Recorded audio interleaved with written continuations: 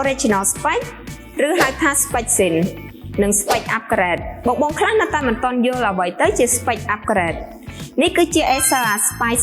7 ដែលមានសមត្ថភាពកាត់ត design លេង game ឬក៏ប្រើប្រាស់ការងារ Office រដ្ឋបាលគណនេយ្យទូទៅអីបានយ៉ាងរលូនដែលតម្លៃ promotion ឥឡូវនេះត្រឹមតែ$888តែប៉ុណ្ណោះសម្រាប់ laptop នេះមាន spec sin RAM 16GB បើយើងនិយាយពី spec upgrade វិញបានន័យថាយើងដក spec sin ចេញហើយដាក់ spec ថ្មីចូលឬក៏បន្ថែម spec ថ្មីពីលើឧទាហរណ៍បើសិនជាយើងចង់បាន RAM 32GB យើងដក 16GB ចេញហើយយើងដាក់ 32 ចូល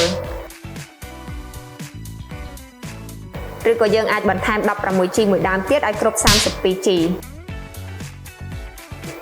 ចំណែកឯ storage វិញក៏យើងធ្វើដូចគ្នាដែរ